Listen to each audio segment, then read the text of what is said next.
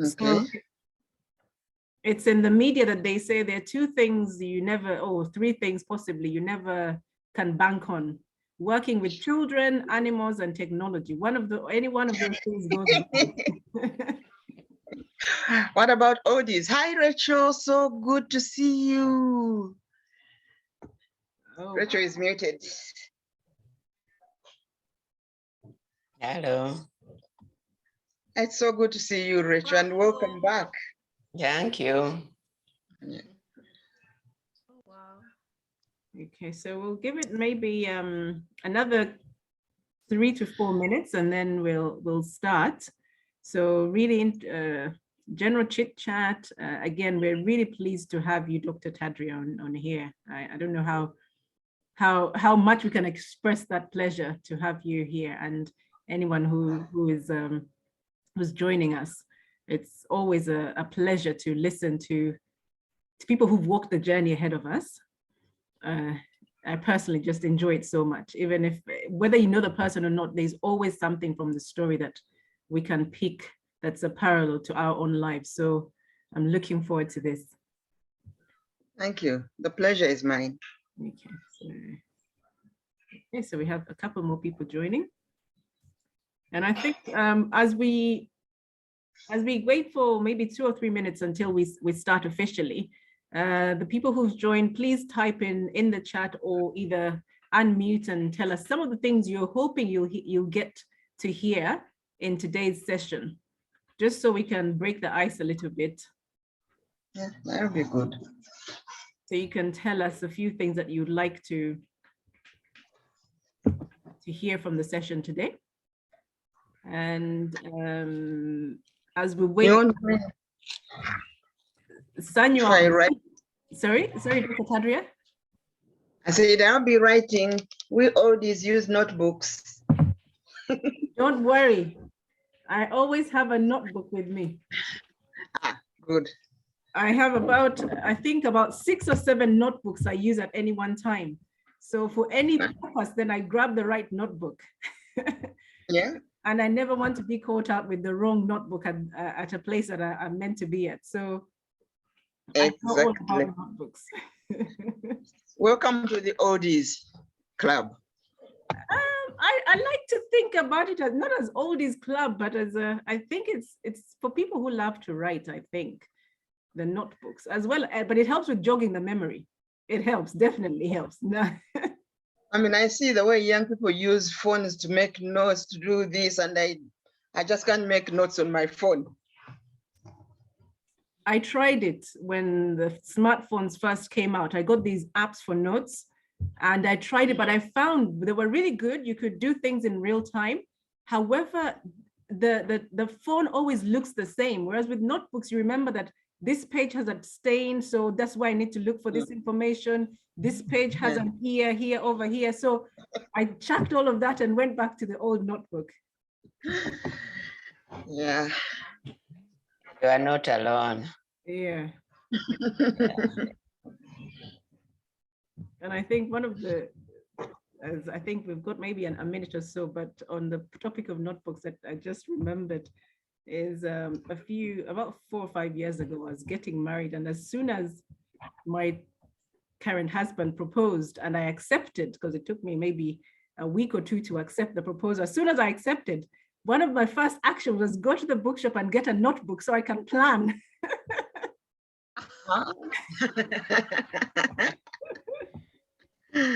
So it has a history. Yeah. Okay. Yeah. Okay, so it's now 5 past. We'll start with, again, a welcome to everyone.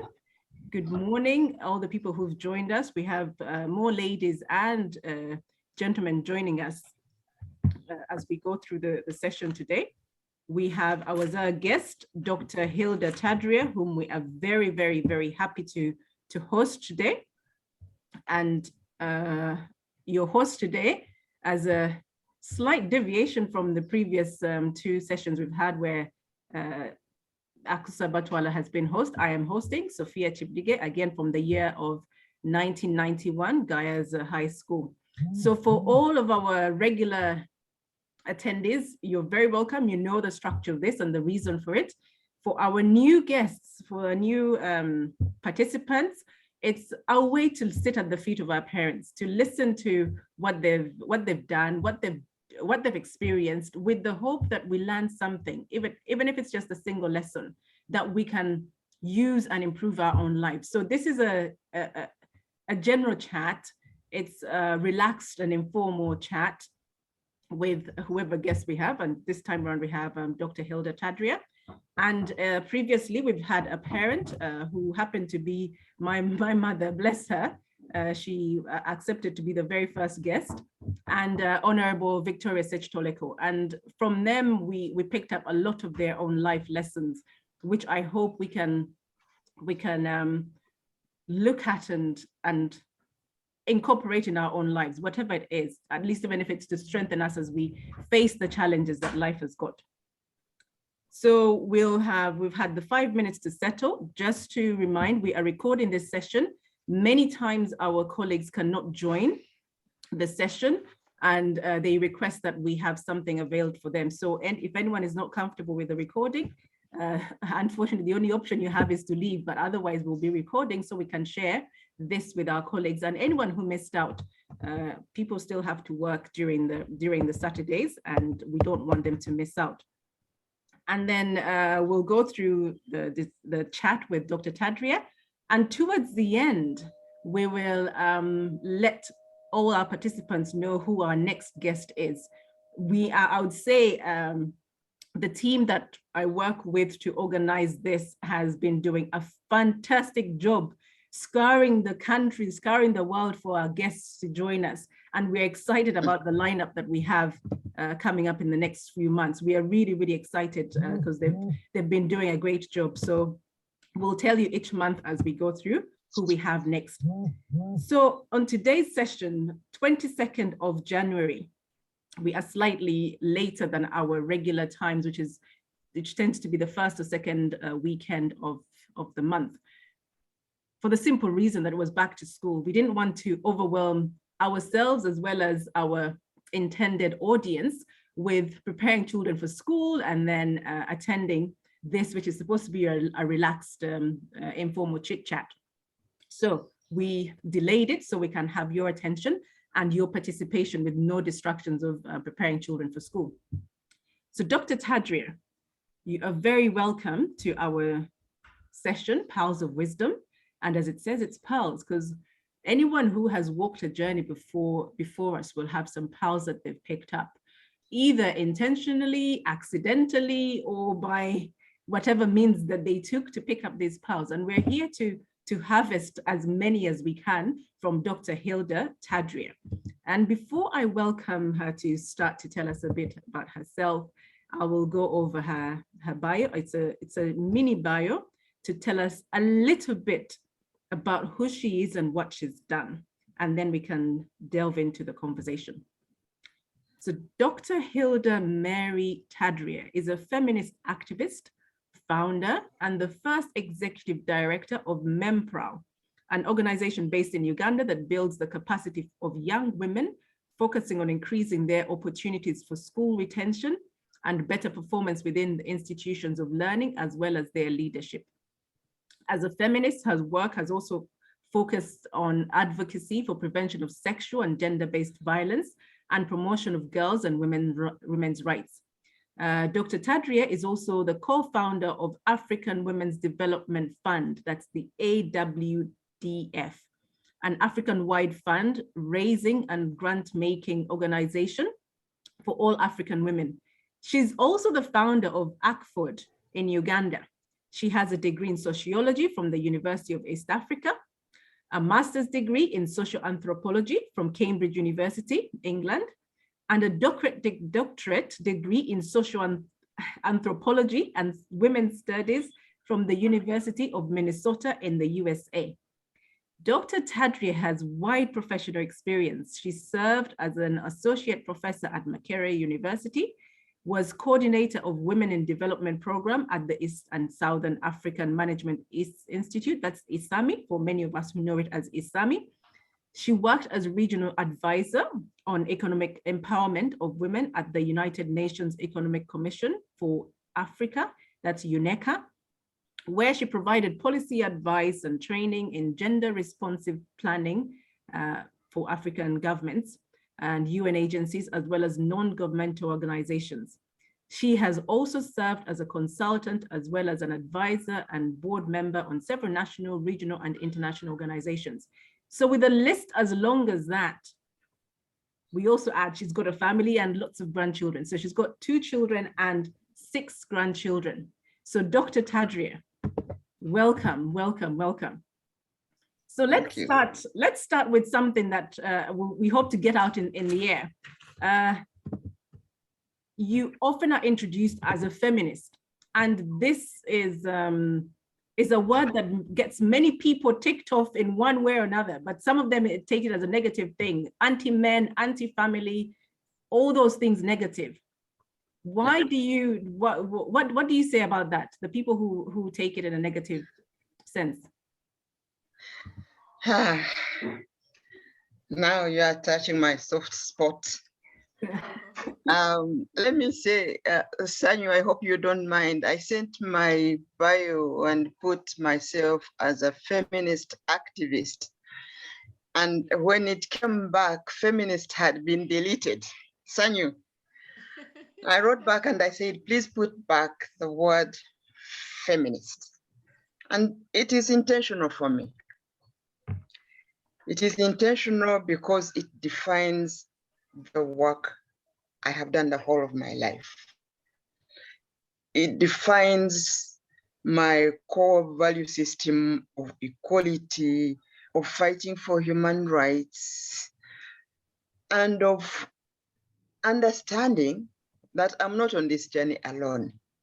And so part of my naming myself is to make sure that hopefully when young people look at Dr. Tadria and they see I'm not crazy, and I see that I was happily married for 46 years, and they see I have actually a functioning family, and they see that I'm not angry, hopefully they see a positive identity of what a feminist looks like. And I'm seeing some of my young mentees. I see Stella, I see Lillian, I see Daphne, and I know they are walking in my footsteps because I hope I have been a good role model of what a feminist looks like. And so I'm glad you started this question because it will define most of my answers as I speak. So let me start from the beginning. And so you indulge me on this question because once we've done with this one, everything will be easy for me, right? Yes, please, go ahead. A kind of trying to clarify, not just me, but what does a feminist stand for? What drives our work? And I want to start by saying every single right, Sophia, and all the young women and men in this who are here, every single right you have is part of somebody having fought for them. There is no question about that. And by the way, Sophie, I was really fascinated by how brave your mom is because I sat in for the 2 hours. And I was picking the fighting spirit. That fighting spirit is the feminist spirit that we talk about. But the misconception is what I'm going to try and define. So what do we do? First of all, we fight for certain outcomes.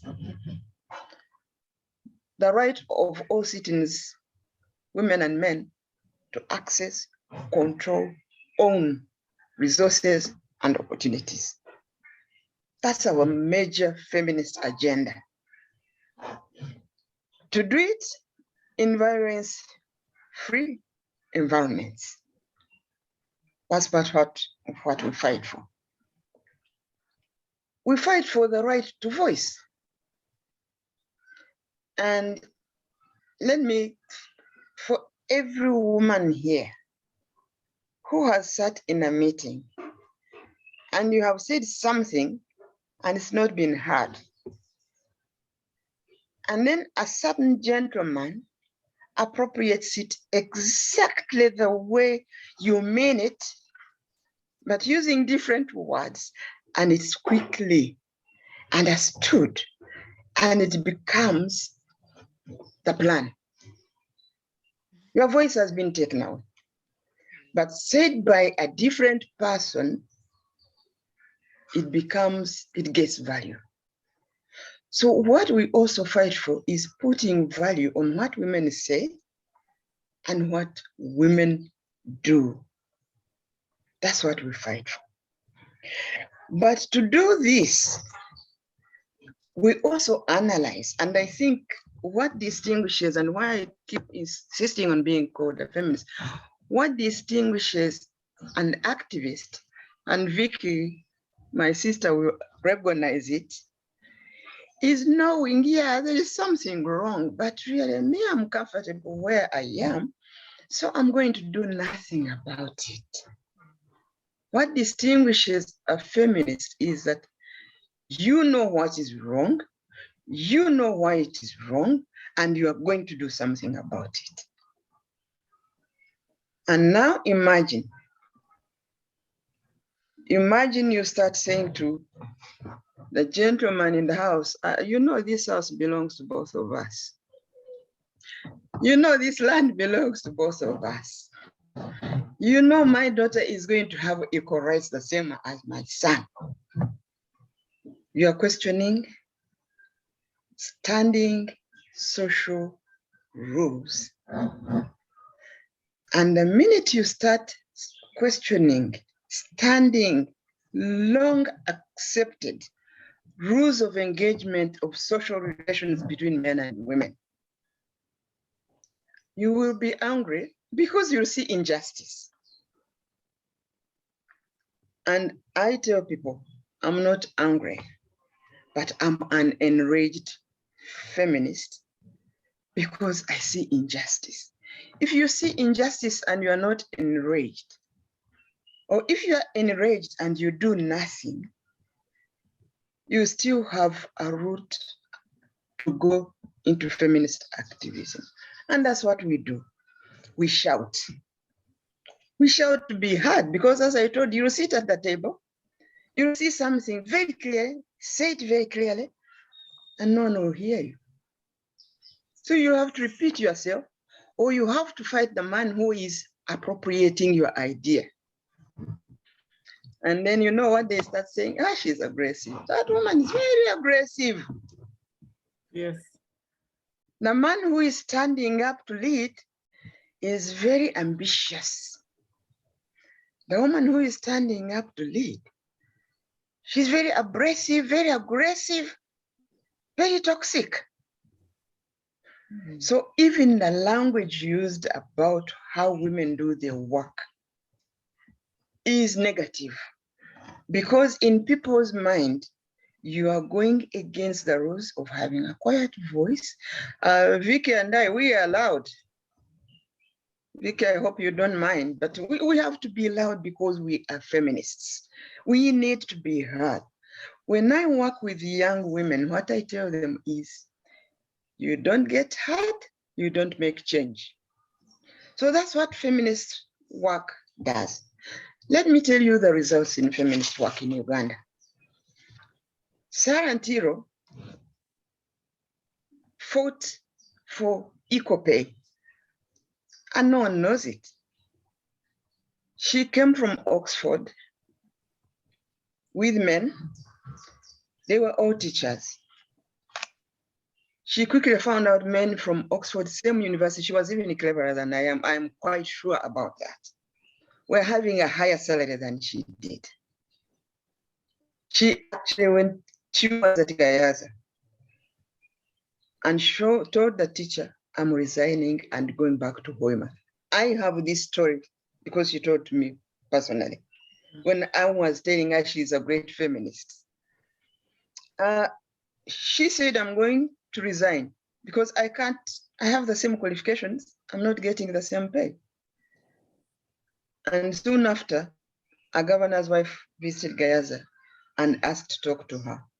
And Sarah told her, I would rather go home, work for nothing, than be paid less than my equal compatriots. Do you think politeness would have got her equal pay? No. She spoke out. She made sure. She threatened. And for a long time, people thought Sarah was a difficult person. It's because she knew her rights. It's because she spoke out. It's because she challenged systems. Let me bring this closer at home because I know there was a question about we are anti-men, we are anti-family. So in analyzing, trying to understand where inequality is, trying to understand where inequality is, the balance will show you where it is. And so when you start fighting against the system of privileges, guess what the bruising is? Because there are people, imagine one individual, there's somebody who wakes up at 5 o'clock to prepare his children, to prepare his breakfast, to cook his meals, and then they go together to work. Who do you think will fight against upsetting that level of privilege? And what I'm saying is not what I haven't heard. I know there are women who have told me the husband wants to eat katogo of bienda for breakfast before going to work, and it has to be cooked freshly. When do you think and by the wife, who do you think will wake up at 5 o'clock to cook that bienda? And so who do you think is going to stand up and say, this system is not working well for me? I want some change. And the minute you start wanting change in the fundamental system of power and privilege, inequality, access, inaccess, you become an enemy of the system. The first person to tell you off will be your mother. The next person to tell you off will be your sister, your mother-in-law. Then they will say, you see, even your mother-in-law thinks you are not right. And so when you take this fight on, you can't do it alone. You start talking to sisters. That's why really personally I start organizations. And Vicky was there when we started ACFODE. I brought the idea and brought in women because the fight for girls and women's rights cannot be an individual cause. Now, when you sit in Kampala, you've gone to university, you have got great parents, maybe my kind of parents, Vicky kind of parents, you are in a comfort zone. You move out, even 50 kilometers out of Kampala. You find a girl who gets up at 4 o'clock to fetch water for her brother, to wash clothes for her brother. Her brother goes to school in time at 8. The girl goes to school at 10 o'clock because she started with housework. Tell me you don't want to speak about that. You have a wife who goes to the garden, grows the food, the man comes and sells it, drinks the money, comes home sometimes with a second wife. Tell me you don't want to speak about it. And that is okay with you. So if it's okay with you, it's okay. But if it's not okay with me, I will speak about it and I will work for change. And today we have change in equal pay. We have domestic relations bill. We have affirmative action. And I know there are people here who will say, yes, ACFODE fought for affirmative action. And sometimes I get so sad when I hear people saying, we don't want affirmative action. because they have already been beneficiaries of affirmative action. Now they don't want it. So the work of a feminist is to understand that the ground level is unequal, is to understand that we are born equal. We are entitled to rights. We are entitled to access to opportunities, to resources, and we fight for it. That's the work of a feminist. That's not the work of I have done the whole of my life. If there is something wrong with that picture, I'm very happy with it. Thank you. So I can have questions of clarity, but feminist work has been misunderstood because we fight the systems of oppression. We fight for voice, and we fight for sitting at the table and having our work recognized because it has value. Okay. Thank you very much for that. It's a challenge to unpack all of that, but I think to put it into perspective, anyone who's joined us in the last few minutes, we've got Dr. Tadria, who is who's just been explaining to us what she does as a feminist and activist. If you missed that bit, pick it up when we share the video, because it's absolutely amazing. There'll be time for questions. Either you raise your hand and we can have the questions as we go along, or we can type it in the chat. Dr. Tadria is looking for participation from all of you ladies and gentlemen who've joined. Please do participate. If you've got any questions, raise your hands and we will get her to respond to either your comments or your questions. It is a chat with Dr. Tadria. So to take you back a little bit, because it's something that we felt very strongly that we should ask you straight away, because so we don't leave people waiting until they hear your response to why you want to be called a feminist. And I think for some people, it's like as the British might say, you throw the baby out with the bath water. That when we fight what you call the systems of oppression, we throw out even anything related to those systems where some people who've come out as feminists perhaps have then thrown up relationships with men. They have left marriages because they realize they have a path or a fight to take on, which sometimes then gets society up in arms against people who call themselves feminists, because the balance is upturned perhaps not fairly, and disadvantaging both the activist as well as the people around them, because they've perhaps not quite stabilized how they should go about their activism.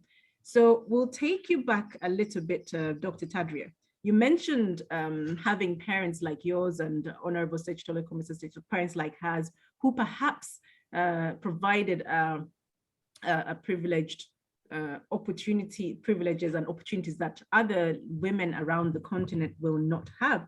Is there anything from your childhood that you feel prepared you for this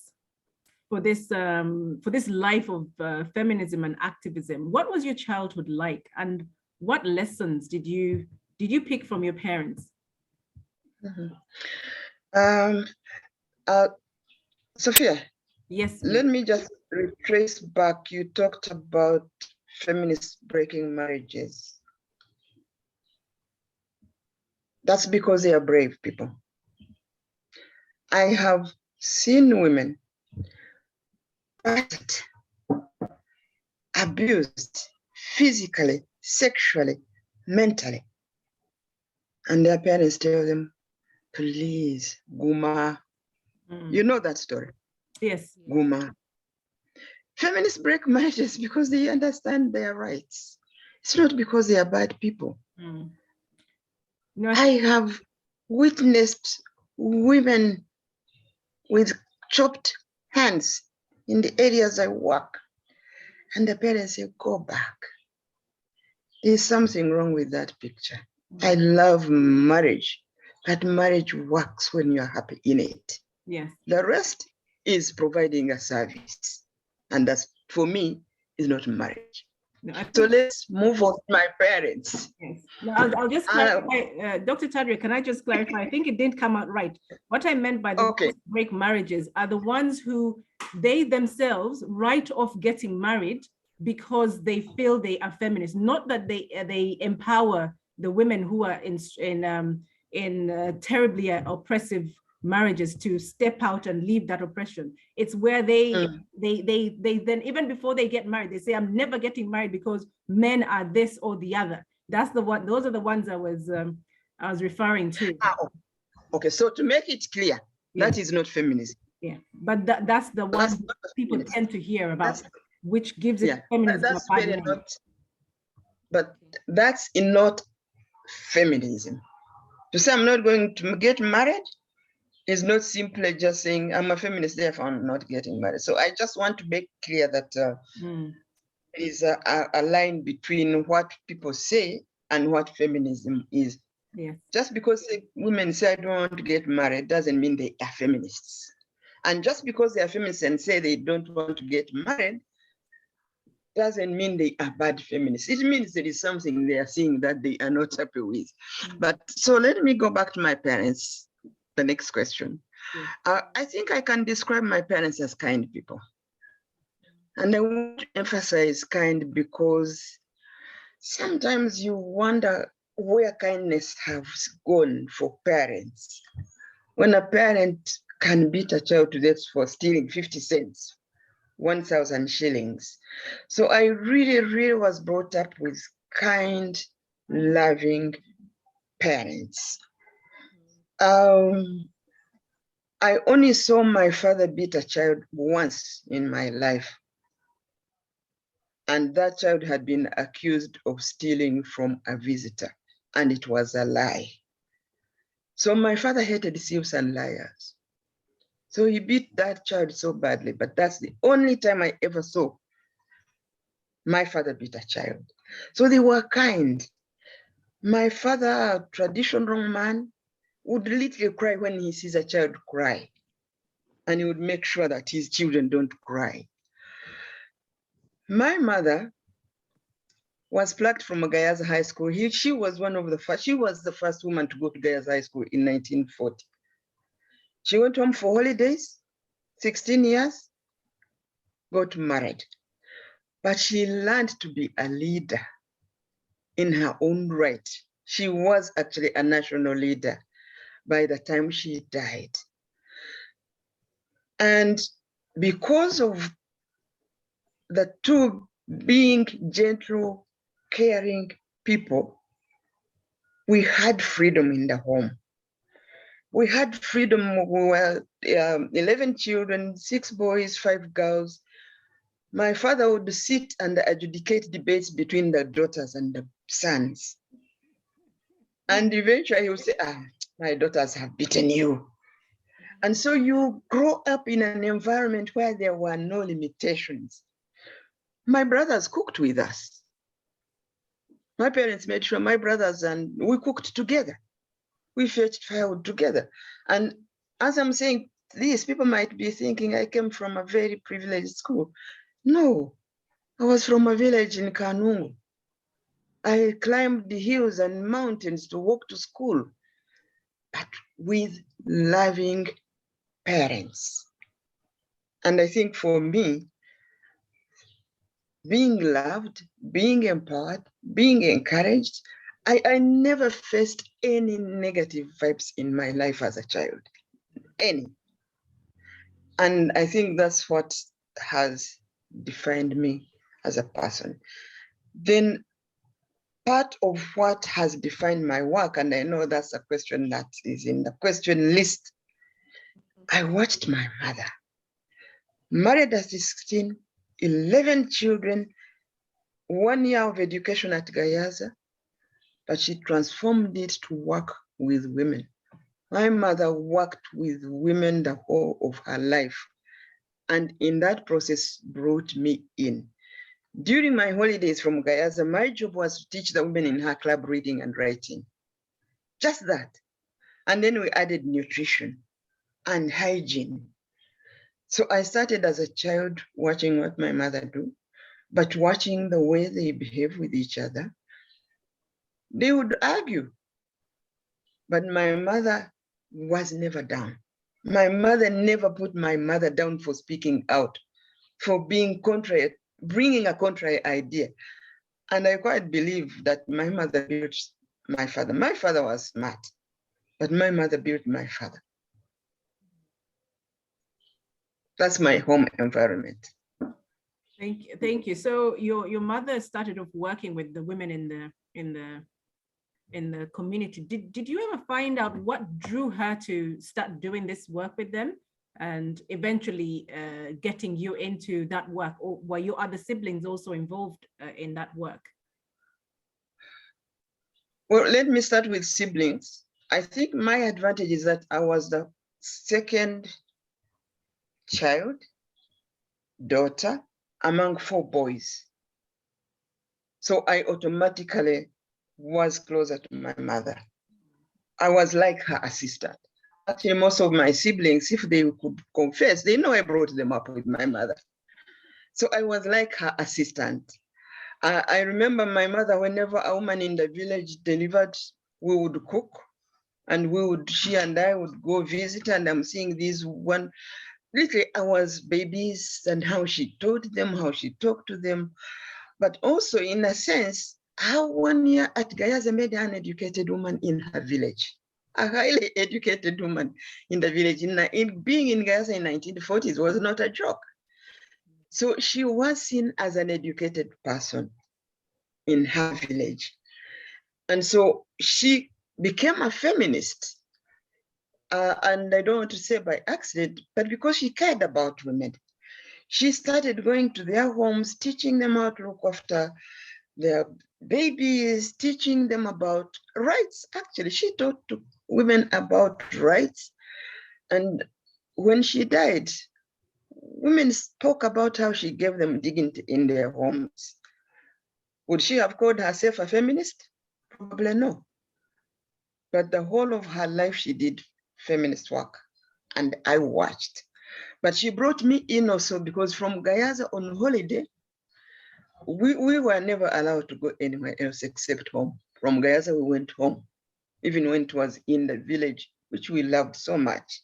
So I went with her everywhere. She organized communities. I remember a few of you like Victoria, remember Mrs. Nekion. Florence Nekion, in her young age at Community Development Office, visited my mother to check on how community work. And people began to realize she was bringing visitors from all the way from Kampala into their community. A governor visited her garden of vegetables she was showing women to improve their nutrition. So people started putting value on her work, and she looked me in. And actually, as far as I know, growing up, there was no other work worth doing except doing work with women, because I saw how my mother did it. It made her happy, and it made other women happy. Okay, very interesting, because I think it's giving me some reflections that we often pick up what we see in our homes and it will affect us in different ways. So for you, caring about making changes in women's lives and girls' lives has come very much from your own youth, as you've explained. And Yeah. have you passed those lessons on to your children? Well, I see none of my children is so I can talk about them.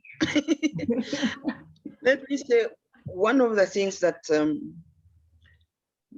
when I was doing this work, and I know that I'm also going to answer a question you asked earlier. You will ask later because it's in the list. So let me deal with the question of why should we do this work? We're coming after you. Why should we do this work? I have a boy and a girl. And I remember at one time, my daughter in her teenage years, and I was talking about women this and women that. And she looked at me and said, but sometimes you exaggerate. Wow. I wonder how many of you young girls are sitting there and say, sometimes these women exaggerate. I didn't say anything. And many years down the road, she started working. She got married.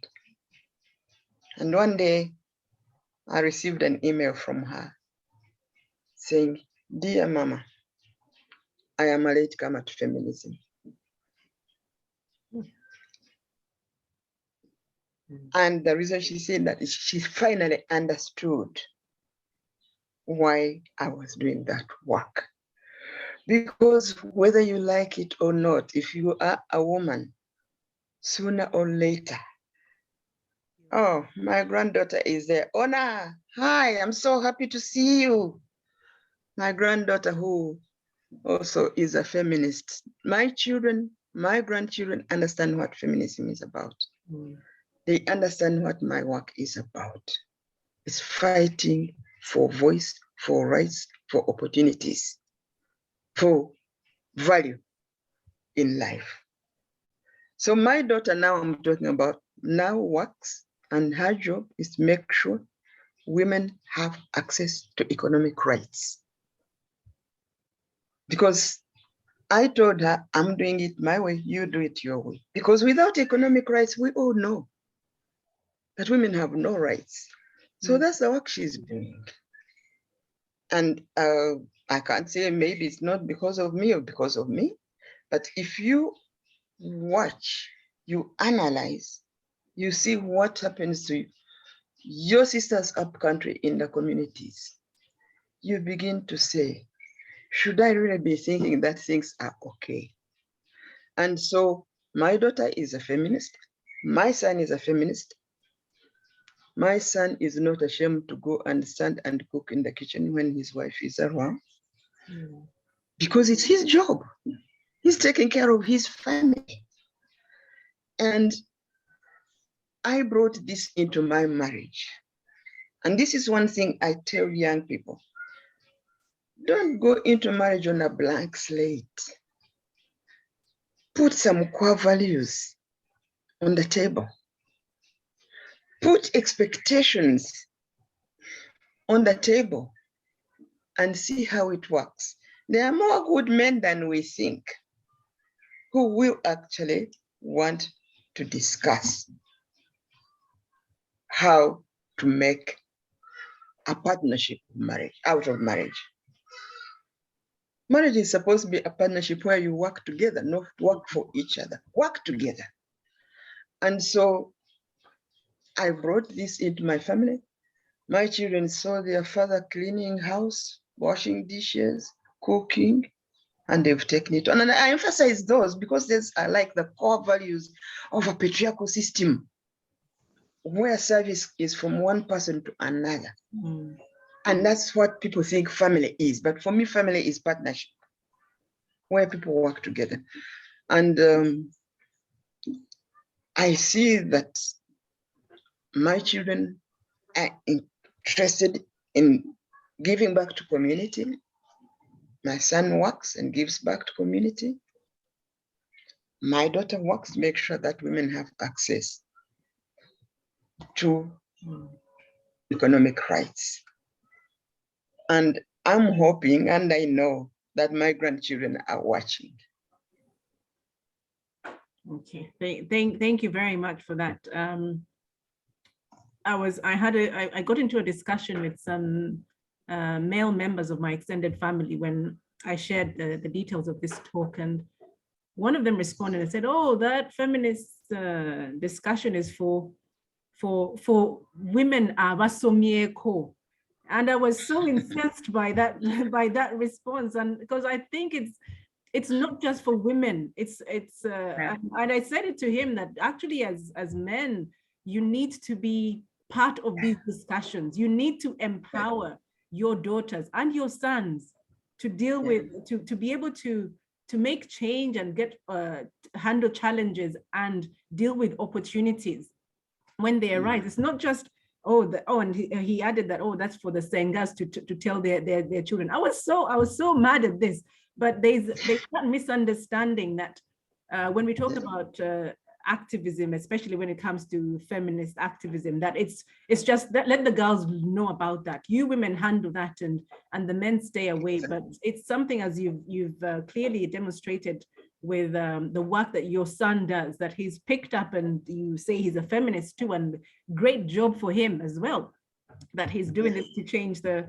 outcomes for women around him and for his wife, as well as his immediate family, and it trickles on to the wider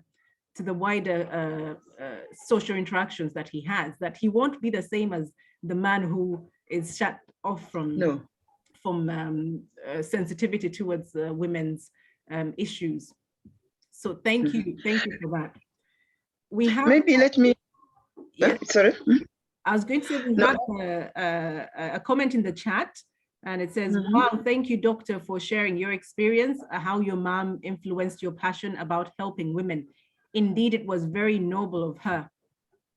And then that was from Sheila Butunji. And then Ona Alia Kai says, lovely to be here to everyone. So again, we're lovely to host Dr. Tadria, who is sharing her experiences about being feminist and an activist, and how we have just covered how she was influenced by the work of her mother in her own community growing up, and how she has shared some of these lessons with her own children and grandchildren. So really passing the baton on. So thank you. And Ona Aliaka is my granddaughter who is studying, passionate about football, and her parents are supporting her passion for football. Okay, wow, that's lovely. That's like is that's it what here being in Uganda? Feminist is. Is this in that's what being a feminist is. You give opportunities. Yes, that's very true. And okay, so I'll take one comment, final comment, then we'll move on to another question. And ladies, please, you can raise your hands and ask the question directly, or you can type them in the chat, whichever is most convenient for you. But we would like to hear some of your voices. So please be brave enough and raise your hand and say something. Dr. Tadria and myself would like to hear from you. So on Tuesday, a gentleman tagged me in a group and said, all women emancipators are non-believers and unfaithful. I commented on his statement, and one lady said, you feminism concentrating on girls, forgetting the boy child. I think that's something that we'll have to touch on, that feminists, based on this comment, that feminism is concentrating on girls and forgetting the boy child. So if you'd like to respond to that, Dr. Tadria, before we move on to one more. You know, I always really get interested. The man is passionate about the boy child. Let him do something about it. I'm passionate about the girl child. I'm doing something about it. That is a simplistic question. But the real fact of the matter is, as a feminist looking at the ground and how unleveled it is, I really would want everybody to take a trip one day and visit an off village in Katakwi, in Zombo, in Lukunjiri, and see how unleveled the ground is. And then come back. You see, whether the boy goes to school or not, the system of privileges in patriarchy protect him. They protect him in the sense that he will be allowed to stay on the ground on his father's land and cultivate the land. Do you see what it is? They will protect him that even if he hasn't done very well in school, the system somehow gives him a job because they say he's a man is going to look after his wife. And that's how actually private and public sector came about, that people thought men need jobs to look after the wives, and the wives stay at home. What are the wives staying at home to do? they are actually making it possible for the men to go out to work. Without an effective wife managing your home business, you will not succeed in the public sector. Does anyone put value on that? No. Women are insulted for being goalkeepers and staying at home waiting for the men to come back with a kavera of sugar. But in the meanwhile, you are able to roam around because there is a goalkeeper managing to keep goals coming into your home. She's securing your home. And so what if you gave education to that girl and the two of you were able to go out and generate income? So when you have a privilege, you don't understand how unequal boys and girls in our community are. Let's take the current topic about girls pregnant going back to school. It's a hot topic.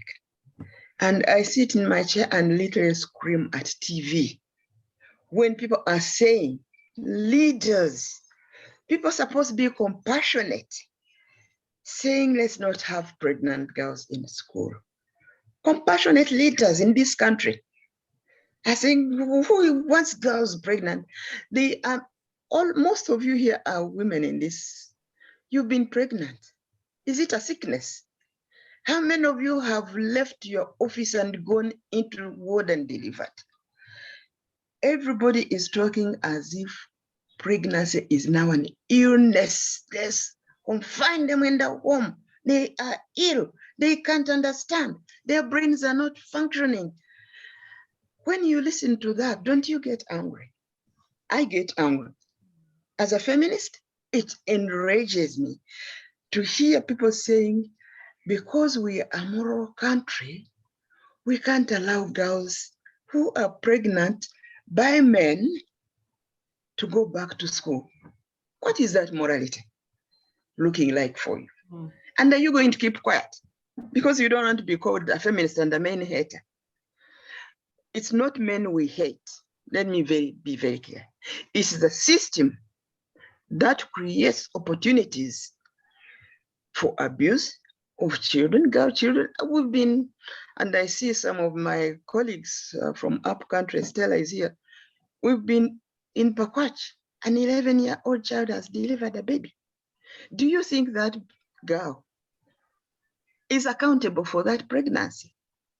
And so why do you want to make her accountable for the moral stature of a nation by keeping her out of school? And if you don't fight for these girls' rights to go back to school right now, imagine your nation when those girls are mothers of mothers. Imagine that. And tell me you are not enraged. Tell me you are not angry. I am an angry feminist because of that, but not because I hate men. I think it's often said that out of anger comes action, and it doesn't mean anger is violence. It's that, yeah, exactly. That raging feeling that riles you against a status quo that will get you active to change something about it. So I completely understand and appreciate the word anger in that context, that without anger, if you're just passive, we'll let things remain as they are because we're not really touched by it. It doesn't really affect us, but we need to have that positive anger burning in us to take things forward. So I'm going to skip around because this is a really it's a really important topic that we often don't get many people speaking to us about. How can we get ourselves as people following in your footsteps, our children and those who've got grandchildren, to be passionate enough about injustices to do something about it? How can we do it in your view? How can we do it? I think, first of all, you as your parent, are you enraged when you hear about this? I am. Because I'm not talking about Sophie. No, I am. Just, but I'll yes, you are. Yes. Yeah, but if you as a parent, this what happens to girls doesn't enrage you, how is it going to pass on to your children? That's number one. Secondly, don't be afraid to speak out, because, and this is, Sylvia Tamara is a great feminist and talks about the lies that patriarchy tells you. Patriarchy tells you that if you don't say anything, things will change. The lies that patriarchy says, don't disturb there will be an evolution. Don't upset the system. That's what patriarchy tells you. But really, when I look at where we are today and the impact of inequality between women and men, for me, I see it was worse than when I was growing up in my time. In my primary school, I never had teachers, and we were very close to boys' schools, teachers and boys students. I don't recall the harassment that I see today in schools. So part of it is, don't be afraid to speak out, because evolution is not going to fix this. And actually, there are many people who want to speak out, but they are afraid of judgment. And this is one thing about women, that we fear being judged, because yes, we get judged very unkindly. And so we fear speaking out. So I would say to young people, speak out. Sooner or later, one day, and we have made changes, as I've said. Speak out, don't be afraid, be bold, but I will also add, be enraged. AWDF, MEMPROW, ACFODE for me are results of my rage against inequality and injustice. And they are three organizations that are functioning very well and serving community, serving women and girls, both national and regionally. And so start something. Even if you are saying, I'm going to go to such a school, I'm going to make a talk, I'm going to pick one girl, because sometimes we think we have no resources until we go out and see what having no resources means. Do you know that if you dedicated to educating a girl from primary 1 to primary 6, it wouldn't cost you more than $200 of your income in 6 years? It wouldn't. So be bold and speak out. And don't fear being judged, because they will judge you anyway. As long as you're a woman, you will still be judged no matter what you do. Okay, thank you. I hope we can take something from that, not to be afraid to speak out and do something, however small it might appear to be. It's still something. This is one I'm picking up. It's still something along the journey of change and upsetting status quo that we need to upset in order to get injustice and inequality leveled in the society that we live in. Now, I'd like to take you back into parenting, because many of the ladies that we have here and people who will be picking up later when we share the video are parents themselves, and they're having to juggle work responsibilities and everything that comes with work. You've had a very busy and active career, and juggle that with family responsibilities. So, and how did you deal with the parenting and family responsibilities with your work, and what advice can you share with people listening today? Mm-hmm. Well, I would like to be very silent on advice, but on sharing how I did it. Okay. Because parenting is so tricky. You see great parents with children and you kept saying, how did it happen? And so first, let me start from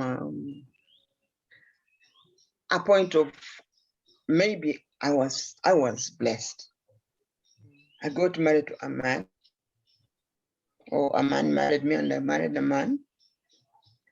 who cared, who loved children, who cared about rights, about women's rights, about my rights. He was a very good carer. Actually, I think he was a better carer than I was. If a child fell, I would run to hide and he would be the first on the scene. He never worried about having to wipe bottoms of babies.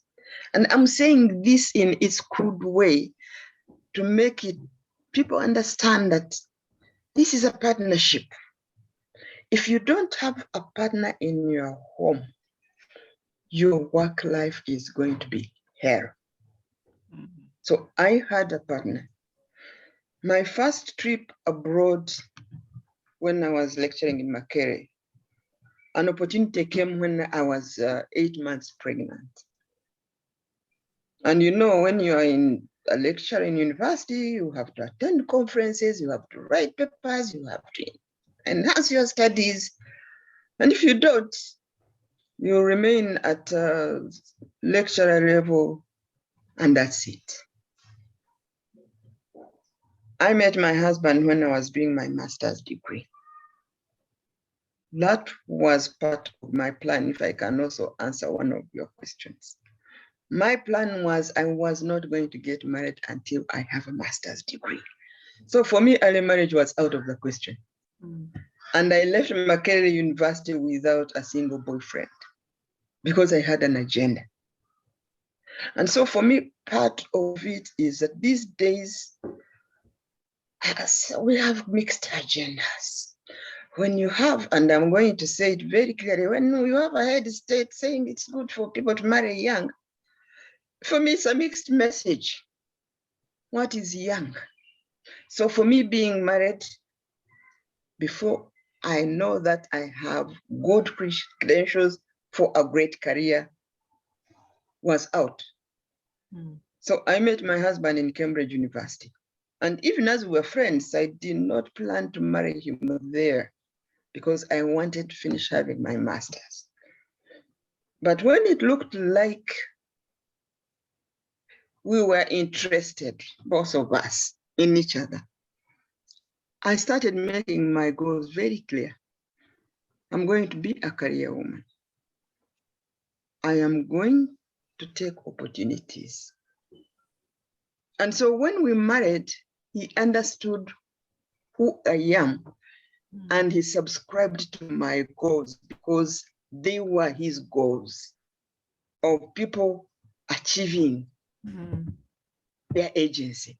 So I started talking about my first opportunity to go out to show what a great parent he was.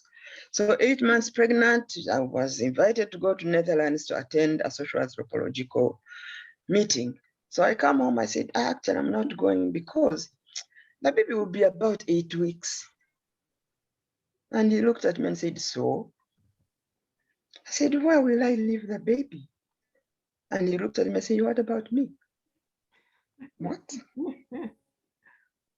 You mean I can go? I was excited. Yeah, you can go. I planned. And then guess what? His friend started asking, is her mother coming? And he said, no. So is your mother coming? And he said, no. And you mean you are the one going to look after the baby of 8 weeks? And I remember, and I tell this to every single man and woman. He looked at this man and said, what does her mother know or my mother know about my daughter that I don't know? So girls, tell your husbands, they are supposed to know about their baby better than whoever you bring. So I went, he stayed with this baby. I came back, the baby was in perfect health.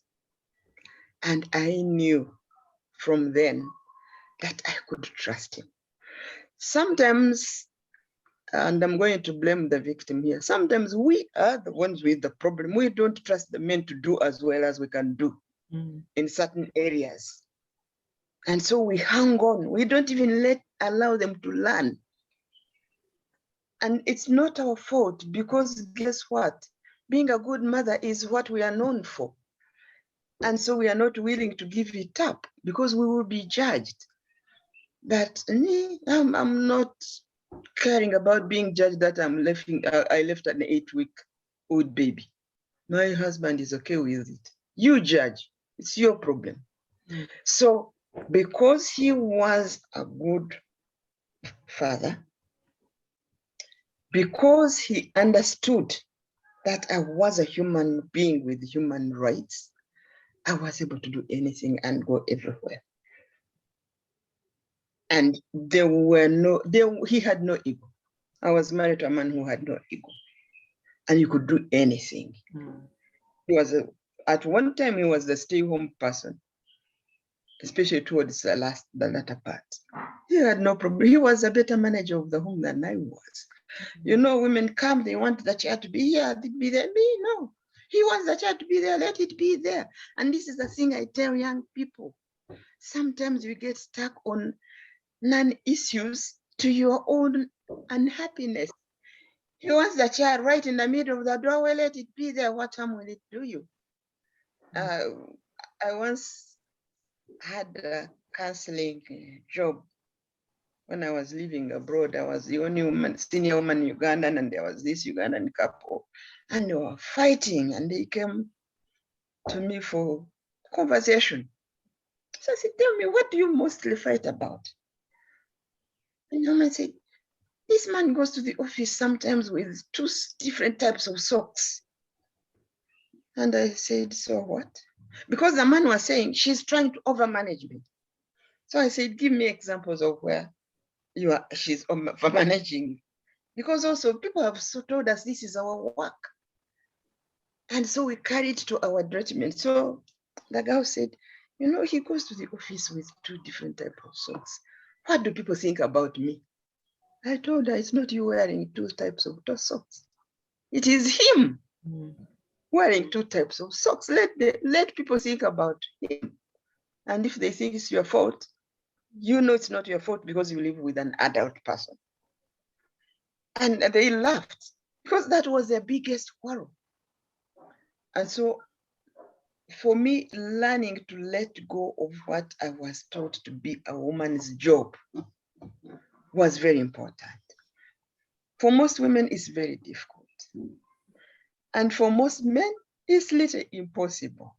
You've been told this is a woman's job, she had better do it. But I lived with a person, I was brought up by parents, first of all, who didn't distinguish boys and girls' job. I got married to a man who didn't distinguish between men and women's job. I traveled a lot, left children with him, and I think my children are quite well balanced. I don't want to say where they are, but I know they are very well balanced. They were brought up in a balanced feminist home. So allow your children to see your good behavior, to see you affirming them, whether they are boys or girls. And they will trust any of the parents. Sometimes children don't trust daddy. Mommy, you are going. We are going to suffer. And then when mommy goes, the daughter becomes a housekeeper when there is an adult man in the house. And when that happens, the woman says, the girl will come back, mommy, when you are not there, I got tired. And then she says, okay, I can't go. You see the story? Yes. If your marriage is not a partnership and you are married, your career is going to suffer. I think that's very, very well said, Dr. Tadria. Thank you for that. Those who are just joining us, we've got Dr. Tadria, who is a feminist and activist who has founded a number of non-governmental organizations, and her bio is quite long. I think the last series of discussions were around family and parenting, and of the questions that we had been that we'd collected to discuss with you, picked up most of that, like what influenced choices with your children, and what challenges you may have faced, or what drove you to make certain decisions about your career. For example, being able to travel. You had, as you've said, you had a husband that was your partner, and this allowed you the freedom to travel and take on a career. So I think I'm just going to pick up one question in terms of education of children, and we'll move on to another area, because I'm conscious that we've already used an hour. It's a very, very interesting discussion, Dr. Tadria. And a question I've got here is how, like some of the many of the young people have this challenge that they're bringing up children in a world that is constantly changing, and whose values look very different from the values that we grew up with. What can you say that can encourage parents in this new age of parenting, balancing the changing dynamics in society, changing values, or at least apparently changing values, and the children that they're bringing up? What would you have to say on that? Well, again, I don't feel like I'm blaming the victim, but sometimes we give mixed messages to our own children. And I've been watching my children with their children, and I hope they don't mind me using them as an example, especially when I don't see whether they are here. The children of my son go to an international school. And you know international schools in Uganda. The assumption is that everybody is rich, everybody is wealthy, but actually sometimes some people go there just to look for a stable education. And so one of the discussions we have usually on a Sunday at lunch, because they always come here to my home for Sunday lunch. That's where we really do a lot of discussions of passing on norms and values. They talk about a child who holds a phone that costs thousands of dollars. And the pressure for other children then is, can I have a phone? I remember forever my grandchildren, can I have a phone? The other children have a phone, and the parents would say, absolutely not. You are not going to have a phone just because other children have a phone. So starting with parents, what is your own core value? Are you trying to live up to other people's value system? Do you first of all have a value system of how you are going to treat your children? And I know I'm saying this because it's been easier to bring up children where there are no phones, where there are no cinema halls, those of my generation, and I think a few people here will recognize. But when you have this challenge, and you yourself believe in a family of consumption, you are going to have mixed messages for your children. That's why. So for me, what I want to say is, be consistent in nurturing your children. Define for them what you think is right and wrong for them. And believe me, when they go out there, they will be looking back on their shoulder and asking, is this right or wrong according to what I was brought up? Those days when the malls were open and once in a while I would go there, I don't like malls because there is too much choice. You find children wandering, running around in malls on their own. And I would say, what is this? I'm not making judgment, but I'm saying, when you give that kind of parenting, that you are free to go anywhere, anytime and wander on your own, then don't start censoring what I pick on my own. So define.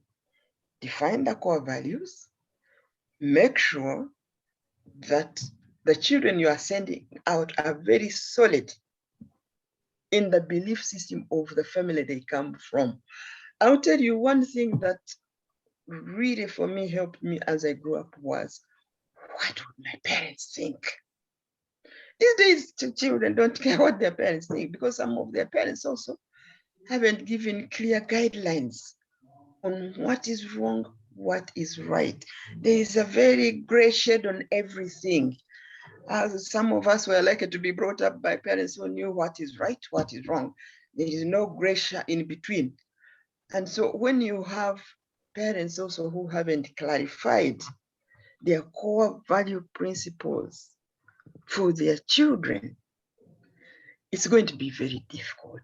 And I know most of you really are at a time where the whole nation has no core values, so to say.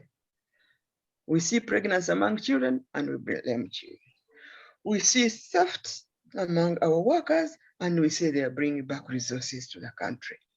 So we are in a state where there is so much confusion, but you, in your family, with your partner, if you have no partner, as a parent, as a single parent, what are your core values that you know that even as a child exists the primary level of socialization, because you know there are several levels of socialization.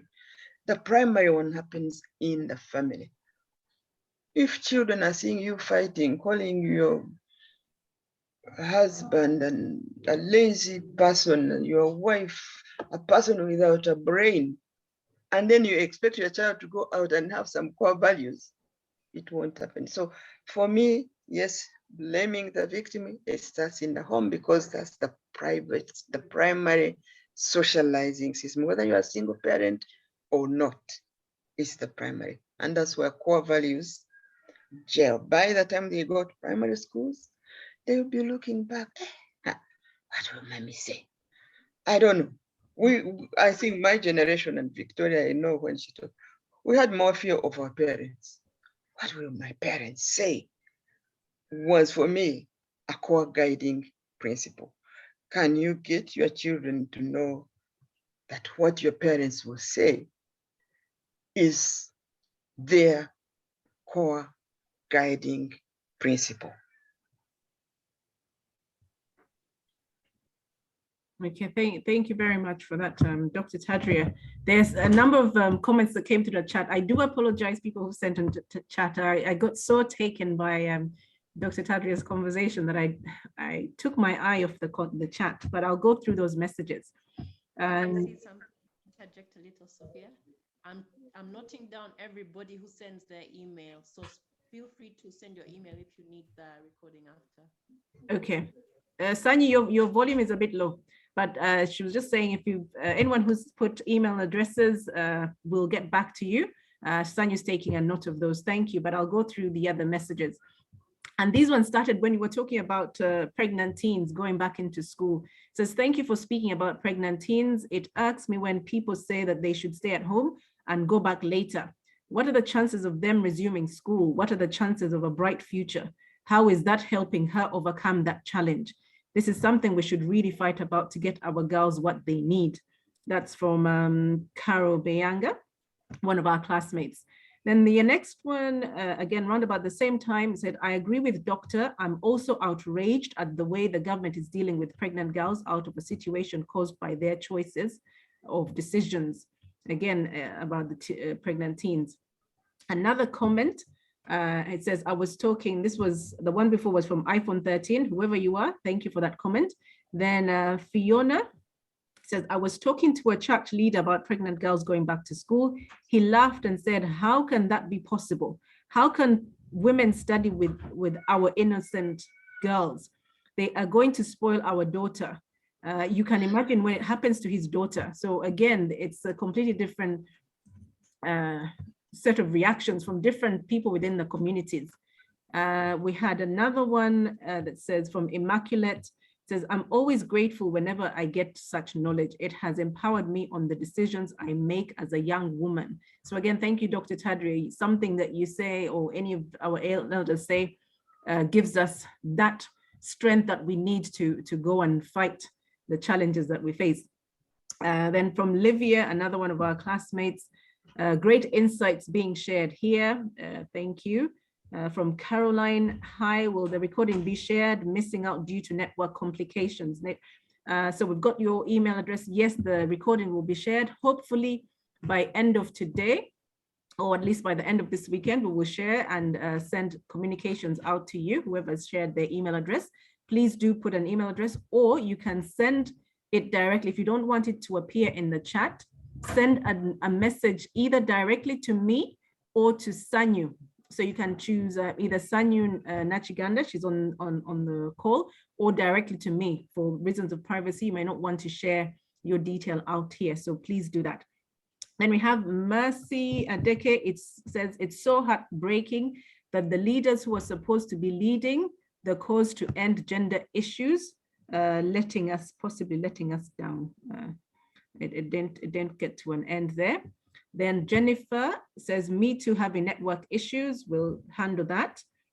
And we've had something, a comment about mixed agendas. Again, I think it's fair to say that the challenges that we're facing in society today exacerbated and made up to be much grander than they are, or they are made so grand that we're overpowered by them because of the constant media presence in our lives. I think, speaking to my mom, they faced similar challenges, but it was at a micro level. It was contained to the home and the village, and it was easier perhaps to overcome them when it didn't feel like the whole world was against you. And I think these are some of the challenges we have. And when it comes to these mixed agendas, we are getting them left, right, and center. And then I think we've got a few more. We've got requests for recordings. Just skipping over those. Okay, I think the rest are really for requests for recordings. We've got, thanks Dr. Tadria for encouraging women to set goals and encourage their spouses to get involved raising their own children. I think this is a key message that we've picked up today.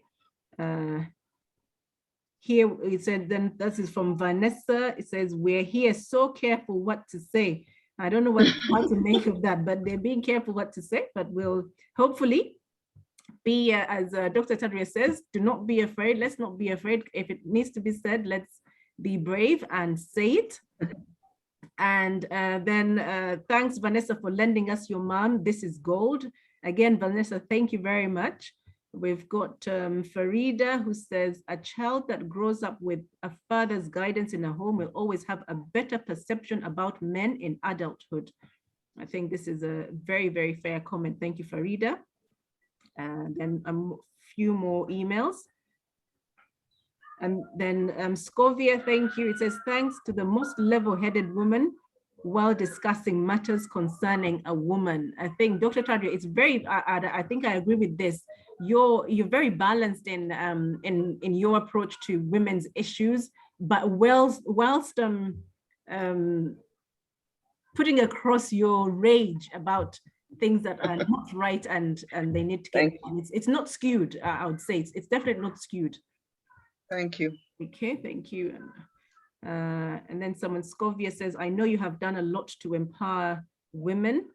And someone says, Jennifer, those girls need counseling to be empowered to dream again. Rebecca says, thank you for the beautiful insights, especially when it comes to balancing work and raising children.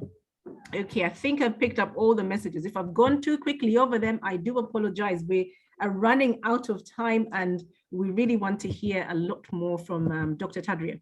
If you've got something to say, please do raise your hand as well. Would like to hear some more voices on the call rather than just the two that we currently have. Would like, Dr. Tadria did specifically ask that we encourage you to participate verbally. So raise your voices and let's get you heard.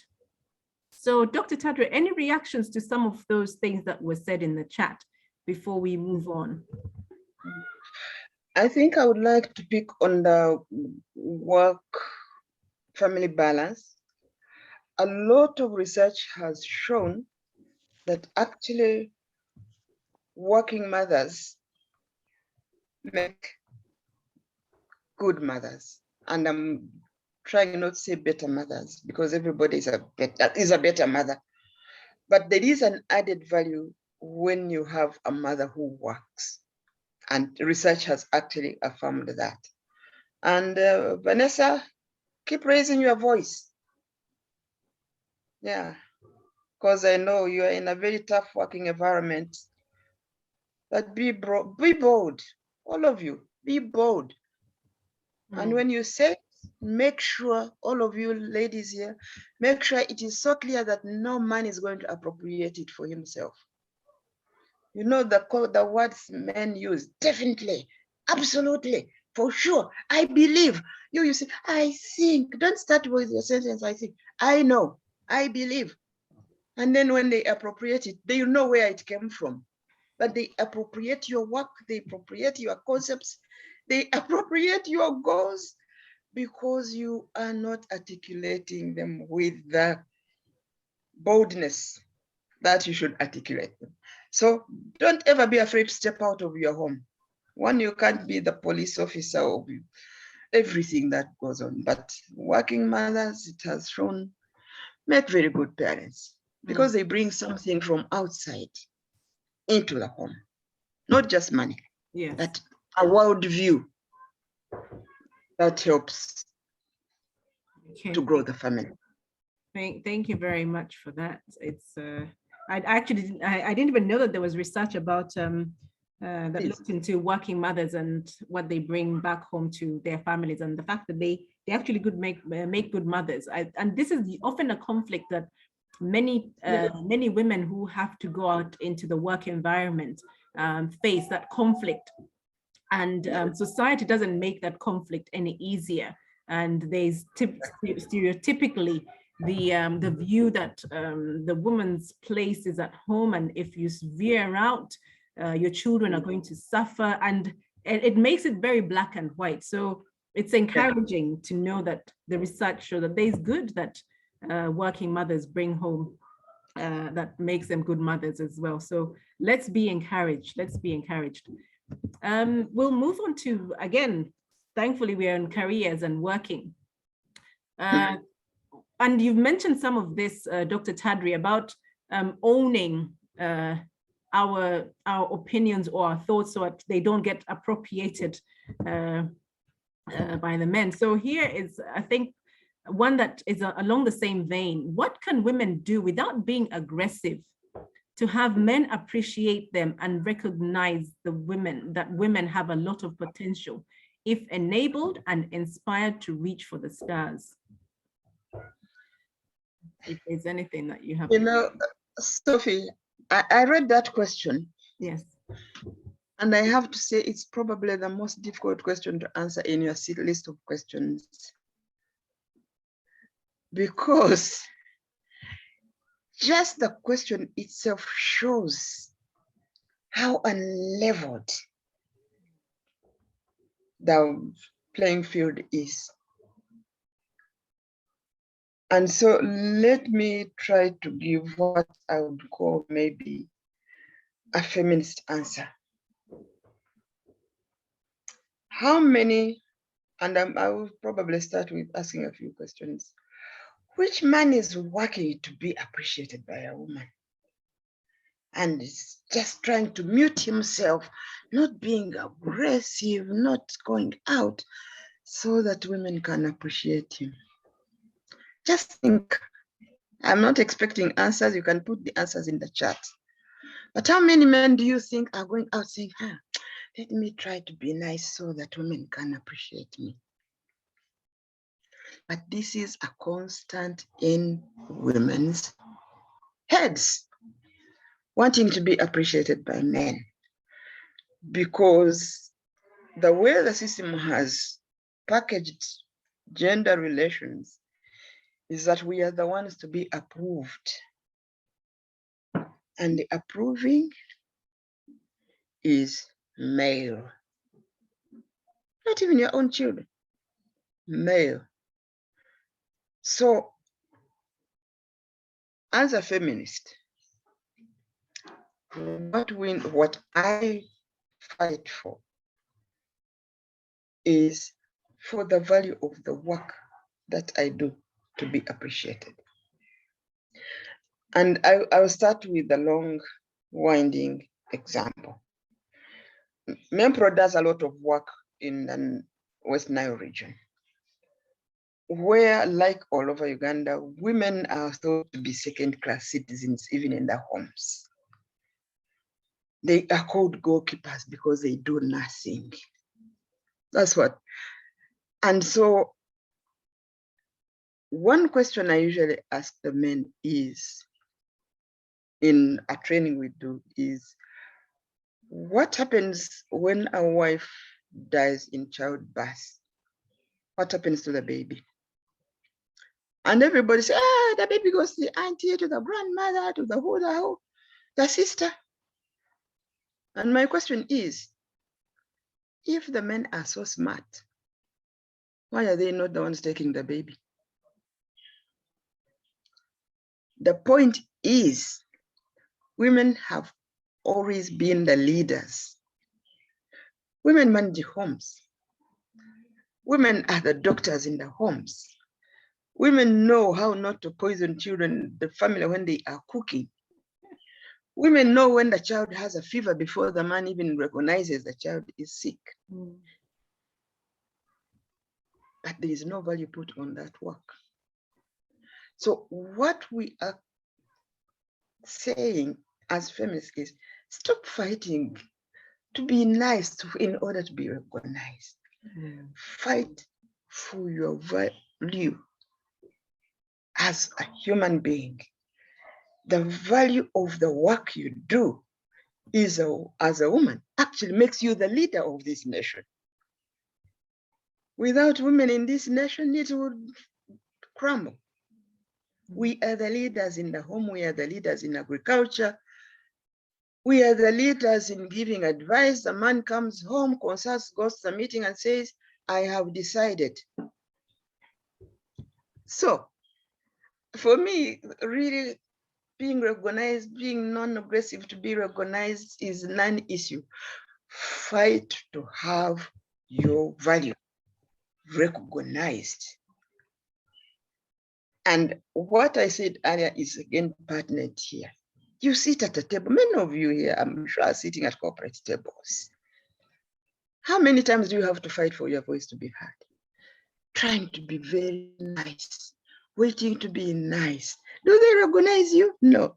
The minute you say something, it gets appropriated, the man gets promoted. And you're still trying to be nice, not to be aggressive. But let me tell you, the word aggressive at work for women means you are fighting for your rights. The word ambitious for a man at work means he wants to be on top.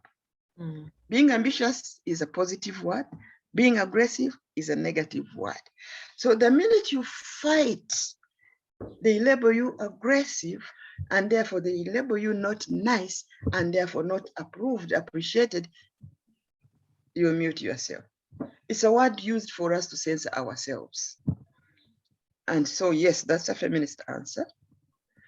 Because when you take what women do in the workplace, in the home, in the family, in the community, we are tops, but we are made to feel as if we are nothing. So the next thing is for us to be, and as a feminist, to recognize that you have value without even a man's recognition of you. You bring value without recognition. And then you fight for everybody to know that value. And it's possible. Let me tell you, in the place we do, we go there where girls and women are treated like rubbish. By the time we leave, men are working, some homes men are working with their wives, because they suddenly realize the value of the work that the women are doing, but also the impact, the negative impact. Imagine always having to be perfect, always having to be working, always having to be available. The negative impacts of that on women's body affects the family and the home. So when people say we are anti-family by fighting for women's rights, we are actually pro-family, because when you protect women's rights, when you protect women's lives, you protect the family. Mm. So don't allow people to think you're aggressive. You're just fighting for what is yours. And the words are used to censor you. That's how the system works. Okay, thank you very much, Dr. Tadria. It's something to take encouragement with, because it's a constant battle. I admit that in some circles you get to a point where you've got to acceptance, where your voice is heard and appreciated as a person, not because you're a woman or this or the other, and then it starts like, it feels like you're starting again when you join another circle, and it's exactly. I think it's encouraging that we shouldn't give up. I know of a particular experience where this woman was made to feel she was actually got negative reactions from her in-laws. Why? Because the husband would never make decisions without saying, let me go back and ask what the wife thinks. And they started to have these, the in-laws started, some of them, not all of them, some of them would had something against her simply because she had a marriage where there was some partnership, a good level of partnership with her husband. And the husband was was not afraid to say that he consulted the wife, but it's not always the case that we have this straight away, but it's encouraging that we pick it up. We've got 2 hands, one from Medina. We'll take one from Medina, who had her hand raised first, and then Honorable Mrs. Toleko. So Medina, please unmute and tell us what it is you've got either to ask or to share. Oh, hello, everybody. I'm just very interested about the difference between ambition and aggressiveness. Actually, just recalled with me with work. I live in the UK and lawyer by profession. And yes, moving up as a Black lawyer in this environment is a fight. Yeah. And I'm labeled, I'm a very aggressive woman everywhere I go. So now that affirms actually why I'm that, because even meeting me in work, people they start talking behind you, oh, that Black lady, that. So that affirms that I'm doing something right. I just felt very good actually when you were mentioning the difference between ambition and aggressiveness, because I'm not aggressive because I am aggressive. I'm aggressive because I'm trying to make a point that we are being treated in a different way and we should be treated in the same way. So I just thought I would add on that because it really I felt part of the story. Great. Thank you and very much. It's a way of making you self-censor yourself. In ambition, in speaking out, in moving up. And then you want to be nice.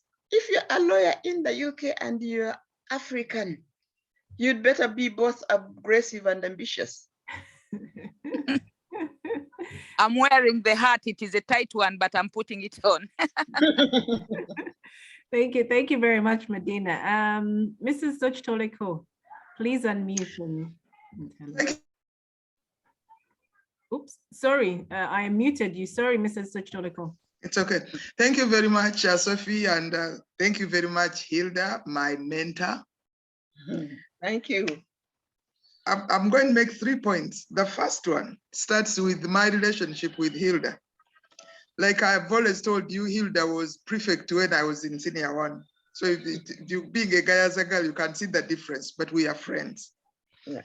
Well, she used, well, she's what, you know, those girls in senior 5, senior 6 used to behave like, she's saying having to be right, having to be perfect. We thought and felt you people were perfect. So it was a joy to emulate you. But having said that, now fast forward several years, we have left Gayaza, we are working, and I've been invited to New York to say something.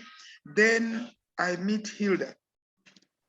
And Hilda, no, I met Hilda, sorry, in Washington. Okay. Now, when Hilda met me, she just started where I was. Victoria, what are you doing here? Where are you staying? This and this. There, and then she started taking me through the paces without judgment, without anything, because I was honestly very young. But somehow I had been invited to a meeting where I had no idea how I got there. But when I found Hilda there, I'm like, oh. So the moral of this part of my story with Hilda is the power of we. Yeah. This business of I, for Hilda, she's there for you. You want something, ask, and she'll give you 100%. So once again, thank you for being there for me during that time, because it could have led to a lot of things. So the power of we, wherever we are as women, it is important to go with others. Yeah. So much so that this appropriation of your contribution, which Hilda is talking about.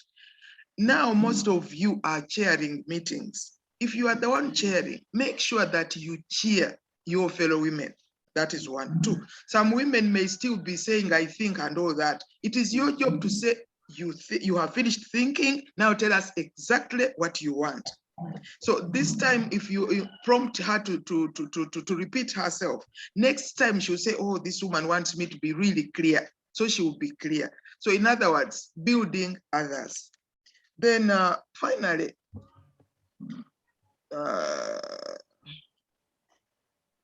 that these young women, Hilda told you about working for women, promoting women, community women, and all that. I've attended a few meetings where the younger women are saying that you, Hilda, and I, and a few others have refused to leave the chairs so that they can sit there. When it was said the first time I looked at the chair I was sitting on, and I wondered who would want to sit there anyway. Then suggesting, start something. There are women and girls wherever you look. How do you do that? Just sort out, what do you want to stand for? You know, when I retired and I said, I'm going to do only 3 things. I do agribusiness, women and girls. Why? Because it is mostly the women and girls who are in agribusiness. So the world will want to swing you to this, or there is this in health, and then there is that in labor union. Sort out where you want to be. Sort out what is in it for the women, and get however little you get for the women. By the time we all put it together, it will be a lot. So thank you, the year of 91, for organizing this meeting. And to tell you the truth, unless I'm sick or something like that, I can't miss it. Well done. Yeah. Thank you very much. Let me quickly just add on to what Victoria. Thank you so much, Victoria. You know, sometimes you mentor and you have great results. Thank you. You give me good results, Victoria. But what I wanted to say is, another reason that feminists are not liked, we are labeled as spoiling other people. I am a feminist, but what will I achieve when I'm alone? Feminism is a collective. So part of what we do is I want to make sure that there are young feminists following in my footsteps. And that one, we are not liked, but you cannot transform a world as a single person. So thank you, Victoria, for bringing that. Always remember, you can't transform the world alone. So part of what people don't like about us is that once we know what is wrong, we want to involve other people in correcting it. And I think there is nothing wrong with that. Thank you. Thank you very much, Dr. Tadria, for that. We're quickly running out of time, but it's been a very interesting conversation, which we are now going to move more into the closing part. But I'll take some comments from the chat, and then we'll move on to the last part. We've got about 15 minutes. So this is from Medina, very interesting opinion. Most men are working to meet their personal goals, but often they overlook the needs of the family or development, and it's left to the woman. And then we have another one. This is from Livia, the power of we. And this is certainly from Mrs. Chuluka, which said it's very important that we go with others and cheer other women on. And then from Jennifer, from my observation out there, when the woman is disempowered, the family becomes disempowered as well. And from Sheila, this is very inspiring. Thank you again for the participation, Dr. Tadria and Mrs. Tuliko, and everyone who's had their made their voice heard. And then Matilda, wow, it's humbling. So thank you again. Keep your comments coming and do raise your hands. We want to hear your voices as well. It changes the dynamics of the conversation. So Dr. Tadria, we've talked a lot about your work as a feminist and activist, and I think it defines the work that you do, who you are, how you've interacted with your family and people around you. But one of the things that was mentioned when we were talking about you, even before we approached you to come onto the program, was that you've worked beyond the Ugandan borders. What would you wish for Ugandan women and girls to learn from some of the other cultures that you've worked with? Is there something that you've seen that we could take a lift from in the other cultures where you've worked with girls and women?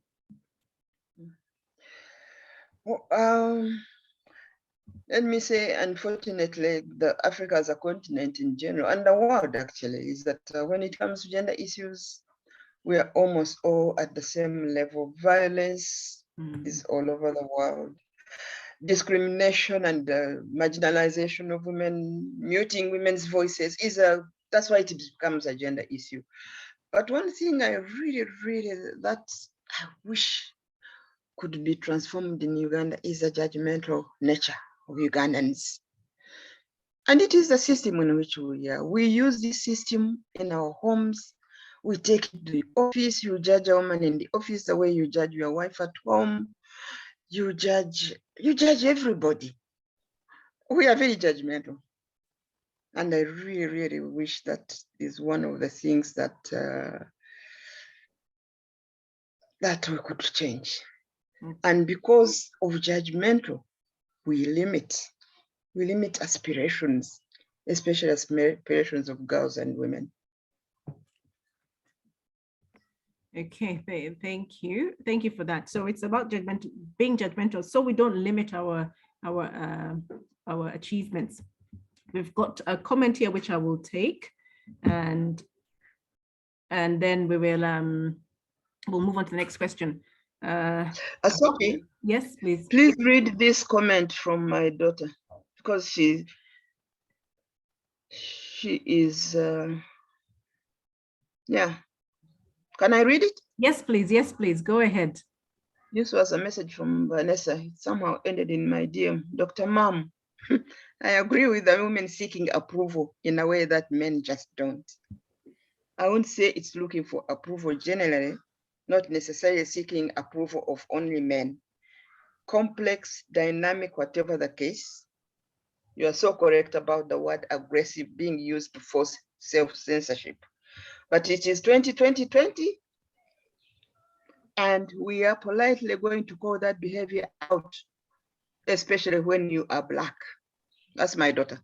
Yes, thank you. I love the attitude, and she makes a very good point. It's 2022. We can start fresh. It's never too late. Thank you very much, Vanessa. And we'll move on to the next series. So the work that you've done has spanned continents, and you've set up NGOs, which you've talked about. Is there anything that we haven't, that you'd like to tell us about these organizations that you've set up that we haven't already covered?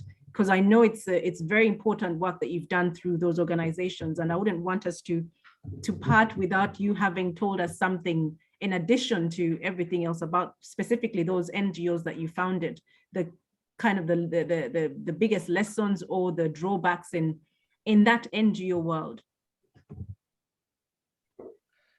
I think for me, the lessons from here, from my own work, is one, to set yourself very high standards.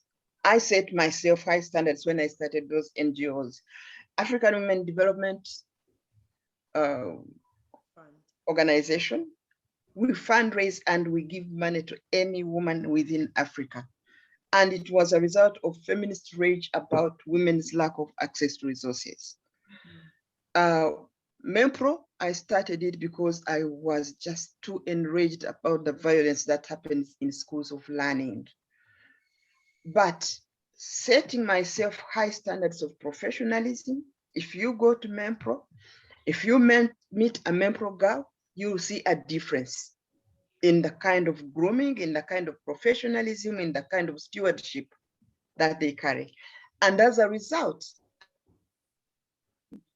I retired from it 2 years ago because I know I have mentored people well enough to run an organization, and I think it's still going strong.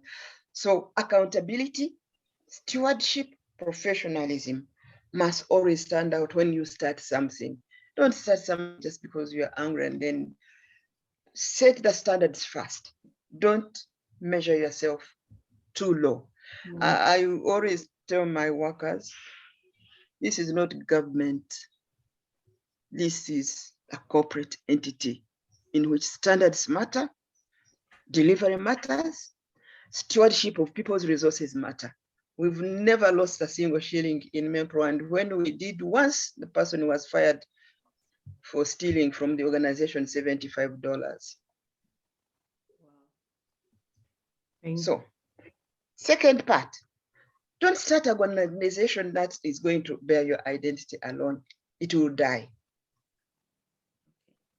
So AWDF has stood, now it's about 25 years. ACFODE is more than 30 years, and I don't even go there. MEMPROW, I'm sure, will still be alive. 2 years, I don't go there. The minute you think it's yours, it will die. It has to have other people.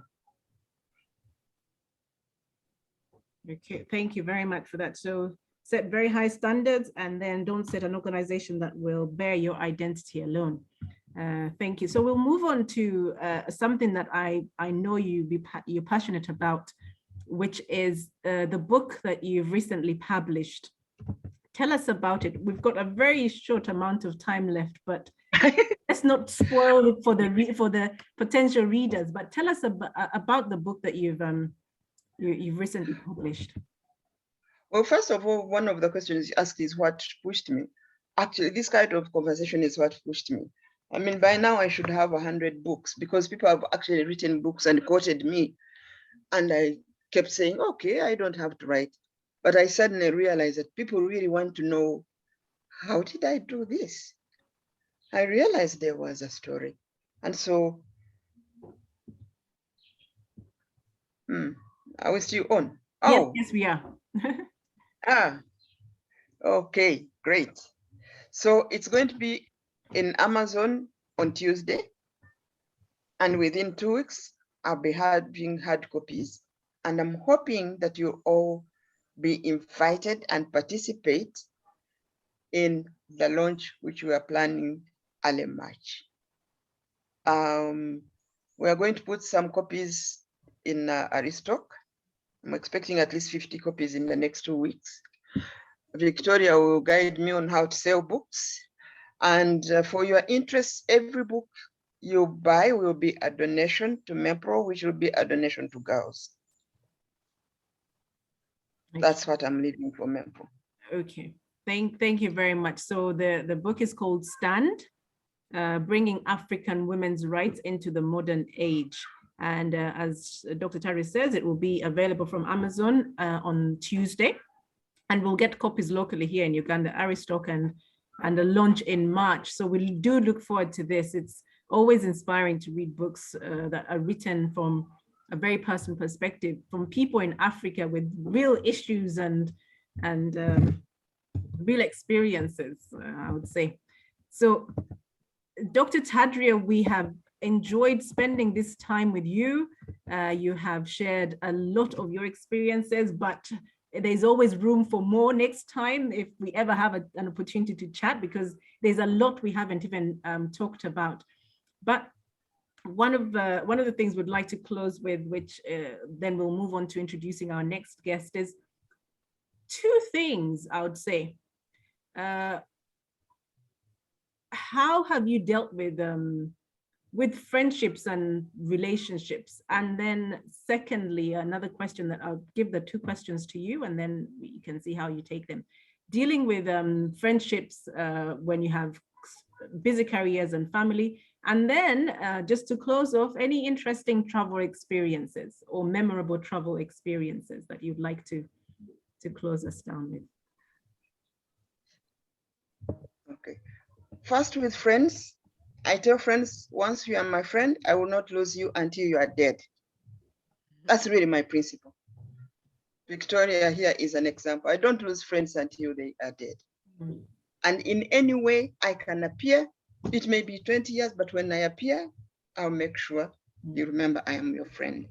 Let me share a quick travel experience.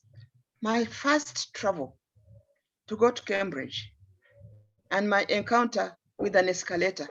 I've never healed from that encounter. Imagine in 1970, you've never seen an escalator, you don't know what it is, and you go to Zurich, and there is this escalator, and I have my heavy luggage on both arms. I stood in front of an escalator and I literally didn't know what to do. I watched it going up. I would put my foot and it would go. Until a good man behind me came and lifted my heaviest suitcase and said, "Give me this one." I watched him put his foot on the next, and I stumbled onto the escalator.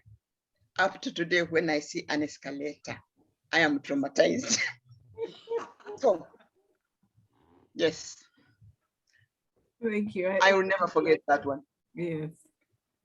And I think travel has a way of giving us memorable experiences, and some of them, they're really good, and some of them can be quite traumatic, but it just goes to show that you can move on beyond that first experience. And as the people from my culture say, the Baganda, okutambula kunyumya okudda kunyumya. So it's about traveling and bringing back stories that you can tell the grandchildren and people around you. So it builds it in the ways that you cannot build. So before we say goodbye to you, Dr. Tadria, I'd like to invite Sanyu to introduce our next guest.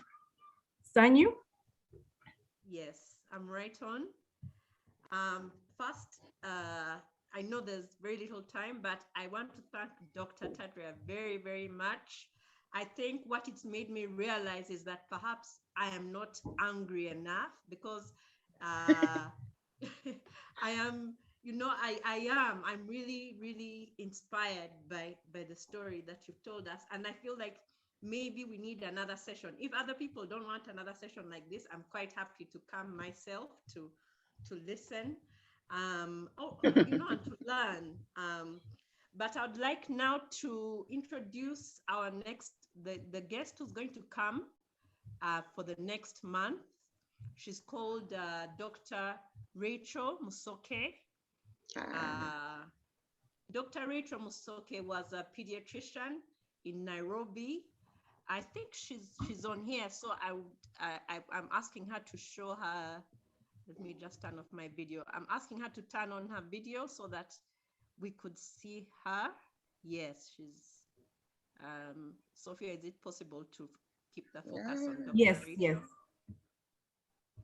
Yes, so Dr. Rachel is going to be our next guest for the month of February. She's going to come on the 19th of February, so please look out for that. I'm not saying a whole lot about her, but some of you who are in Kennedy, you knew Samali Mussoke, who I think I grew up knowing as Samali Namudu. This is her mom. Others of you might know Chigundu Mussoke, who's now the director of Kampala Music School. This is Dr. Rachel is also Chigundu's mom. So please tune in and let's hear from Dr. Mussoke next month.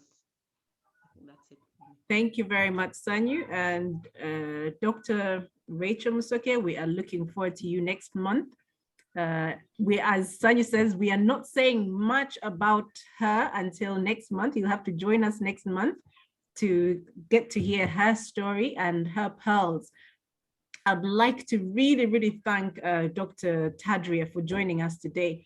It's very humbling that people as busy as you and Mrs. Suchtoleko and my mom actually take the time to sit with us, because you could be doing so many other things, but to sit with us and share a little bit about what you've done and what your experiences have been, with the view that we can learn from them, benefit from them, and avoid any troubles that may be on our journey if you've warned us about them, because you yourselves saw those types of troubles along your journeys. So thank you very much, Dr. Tadria. Thank you everyone for joining us. I'll read the final comments on the group, and we'll call it a day for this month. So we had one from Dr. Tadria from Livia. Thank you, Dr. Tadria. I feel inspired. Jennifer, thanks, Doctor, for the great insights about women empowerment and the girl-child issues. From Medina, very good learning engagement. From Akusa, thank you, Dr. Tadria. This has been enlightening and most encouraging. Daphne, I'm so proud to have been mentored by you, Dr. Hilda. I walk with my head raised high. It's a golden treasure having you on this planet. Stay blessed. From Juliet, Dr. Tadria and Sophie, thank you so much. This was a very interesting meeting. And then there's one, I think it was meant from Juliet to Medina, good to see you. And then Daphne, I'll be in that session with you. So, and Vanessa says, we need another, please. And Vanessa is your daughter, isn't it? We certainly did need more sessions, but whatever we can get, we are thankful and grateful for. Daphne, thank you very much to the organizing committee. And Irene B, thank you, Dr. Tadria, real pearls of wisdom. Thanks, Sanyu, Sophia, and the whole team, that's Akusa and Claire, for organizing. Thanks a lot, Doctor, that's Mercy. Matilda, thank you so much for this amazing opportunity. Very educative discussion from both doctors. This is Hussein, Esther, Kusima. Thank you, Dr. Tadria. So once again, thank you very much, Dr. Tadria. I would like to thank the team that we work with to organize these sessions, Claire, Akusa, Livia, and Sanyu. Thank you very much. If any of you has got our contacts, please do get in touch. If you've got suggestions of guests that we can have and we can learn from, please do send them our way. We'll be more than happy to organize something with them. And please do not feel that this is just for women's sessions. It just so happens that the guests that we've had are women. We are really looking forward to listening from the men out there, our fathers, our uncles, our fathers-in-law. Please do get them to get in touch. I think women have just been quicker to respond to our call to join than the men are, but we would like to hear from them as well. Thank you very much. Our next session is on the 19th of February. God willing, that's a Saturday, I think it's the 3rd Saturday of February, with Dr. Rachel Mussoke. Once again, thank you very much, Dr. Hilda, and all of you for joining us today. Have a good weekend and see you next time. Thank you so much for inviting me and listening to me, everybody. Be blessed. Thank you. Thank you very much. Thank you, everyone.